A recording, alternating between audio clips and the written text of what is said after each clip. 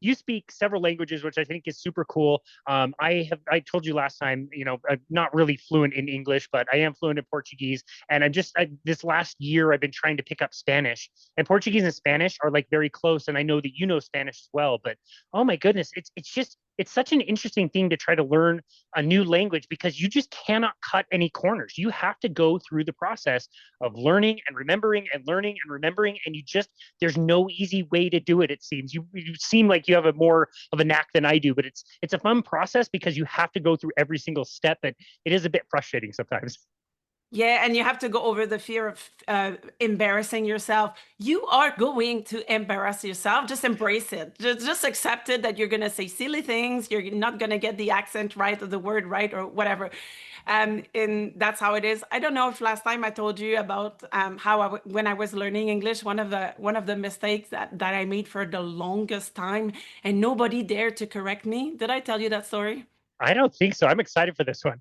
Okay, so when I was 15, I moved to Toronto because my parents divorced. I moved to Toronto. I was like, oh, I'm gonna learn English. English is so useful in the world because I only spoke French, right? I'm from Quebec, Canada, and we speak French. Montreal is pretty bilingual, but if you go east of that, and I'm 6 hours east of Montreal, nobody speaks English. Even our English teachers in school, they don't speak English, right? Wow. So when I was learning English in Toronto, I made a lot of mistakes, obviously, but English people are so polite, they don't really want to correct you. Whereas French people, especially the ones from Paris, they really have no shame to just correct you in front of everybody.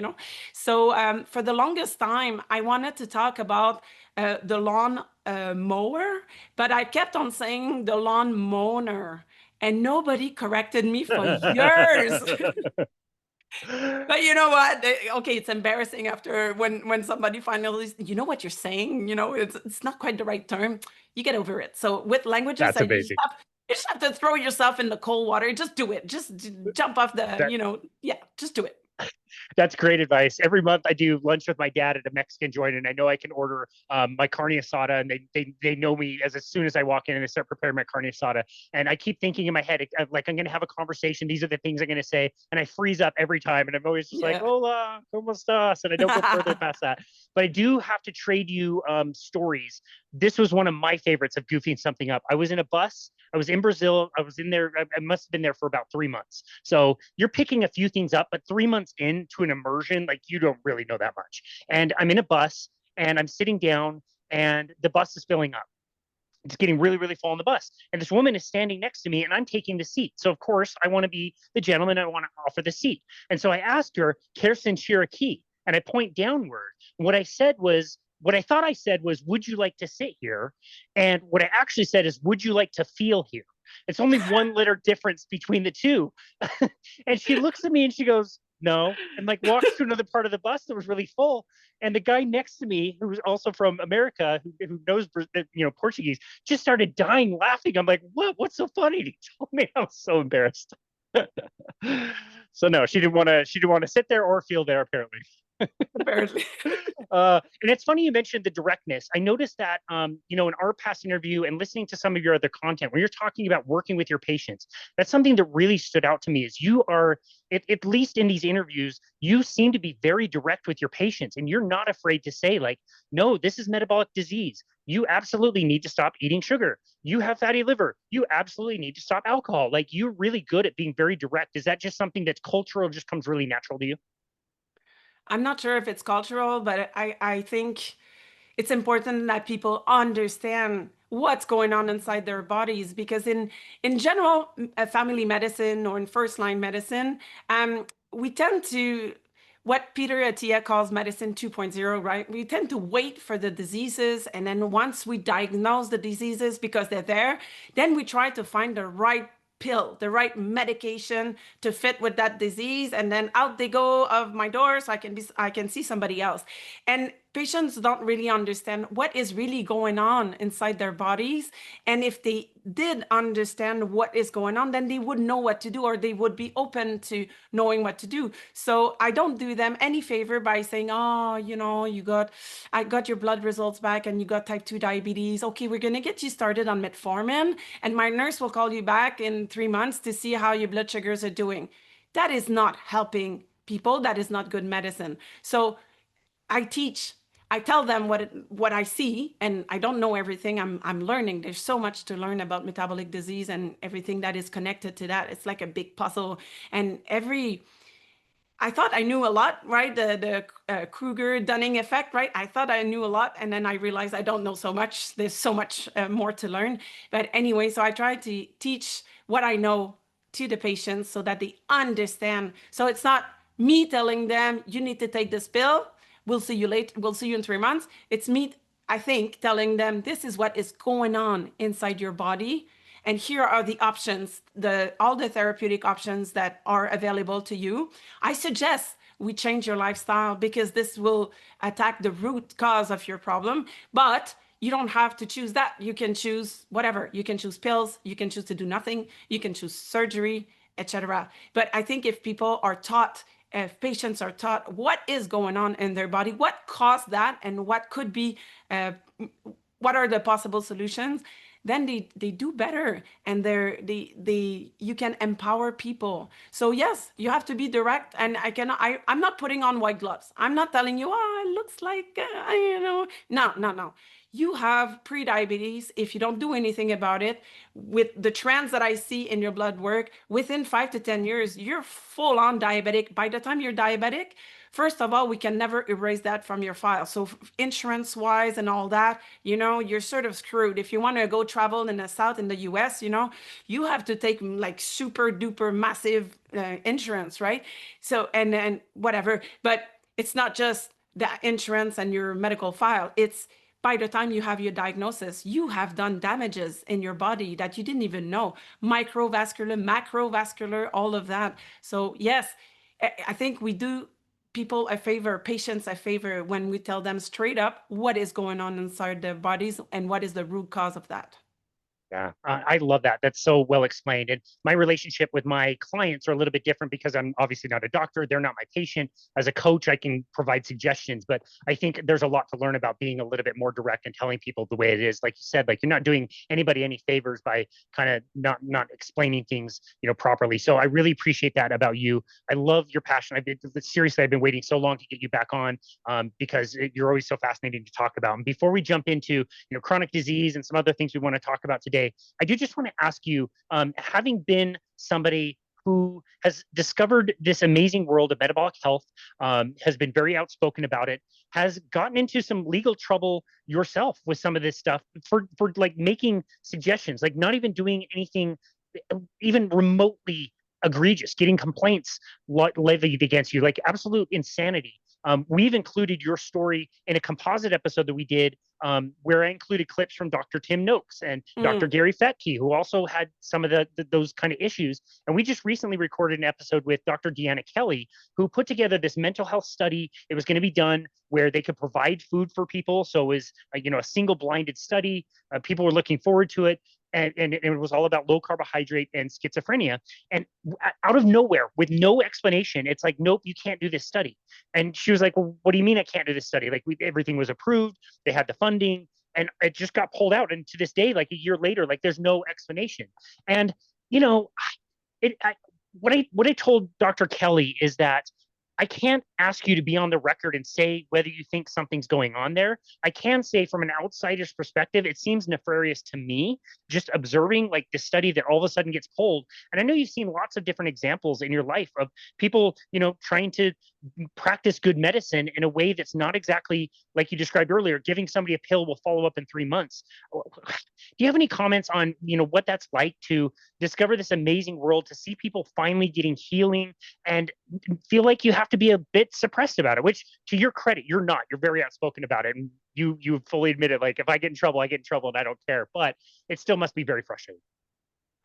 It is frustrating. It is because this culture, especially in my area of the world, there's this culture of we need to do standardized, we need in medicine, we need to follow guidelines. If it's not in the guidelines, it's not good medicine. It's probably charlatan medicine, or it's dangerous. Or so I mean, science evolves every day. Science evolves, and if we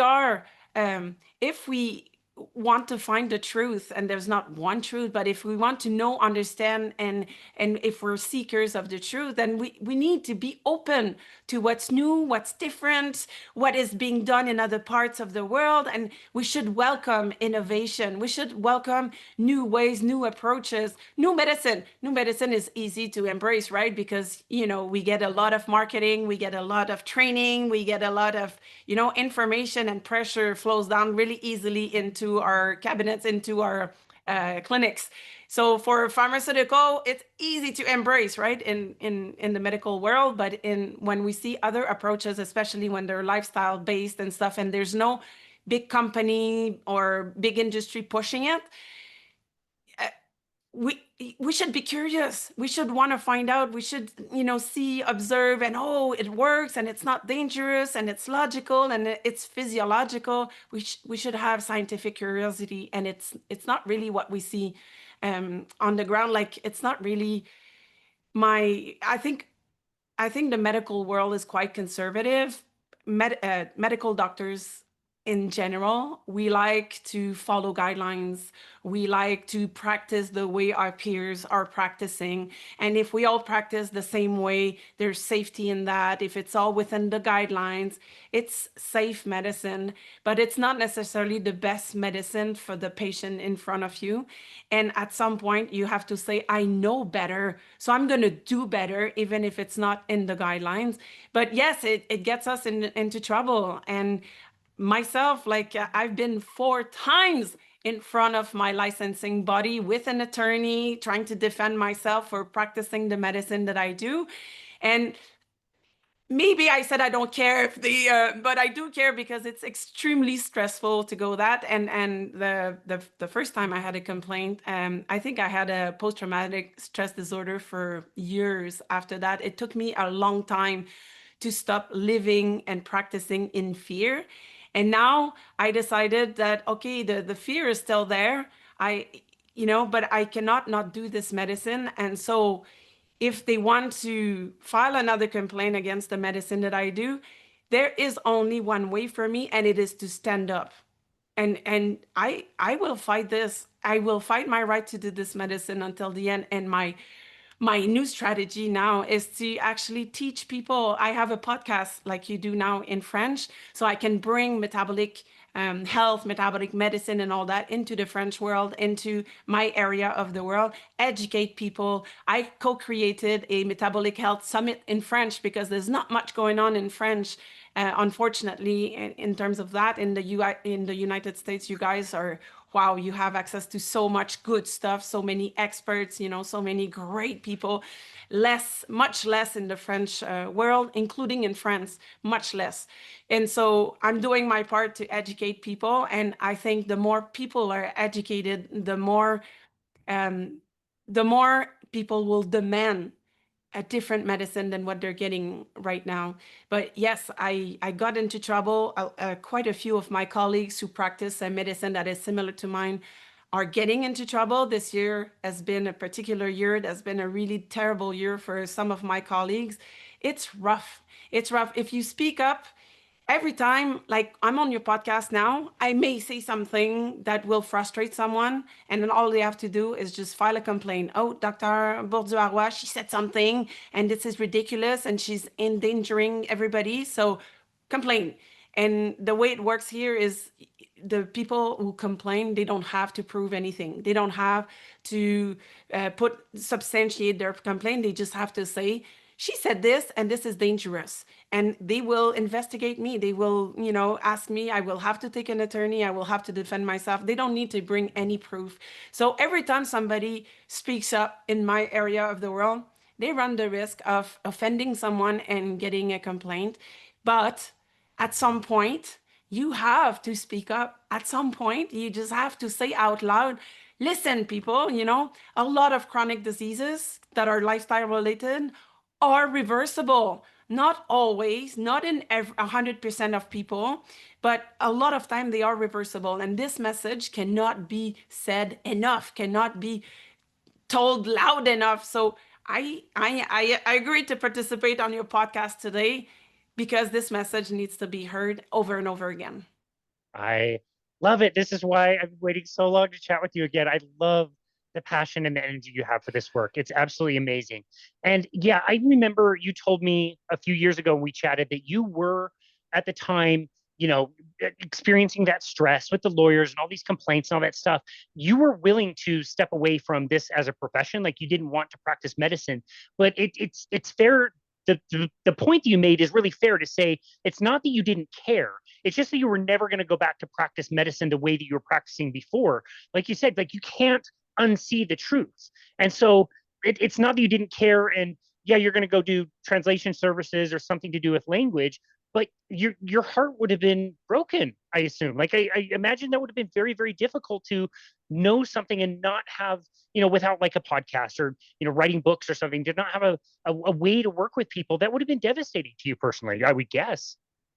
It was my biggest fear. The first time I appeared in front of my licensing body, my biggest fear in my heart was they are going to stop me from doing this medicine. At any point, they're going to tell me, okay, doctor, you keep your license, but you're not allowed to do this medicine anymore. That was my fear because then it's not worth it for me. It is no longer, medicine 2.0 is not for me anymore. I'm into 3.0. I'm into prevention, reversing. I'm into educating people, empowering people, changing the way we do health. I'm not into diseases, I'm into health. And I want my patients to regain their health and regain their sense of having a control over their lives because they do, So this is the medicine I am willing to do. And if I cannot do that, then I don't do medicine because I cannot do 2.0 anymore. This is against my value. And I did not become a doctor to do sickness and pills.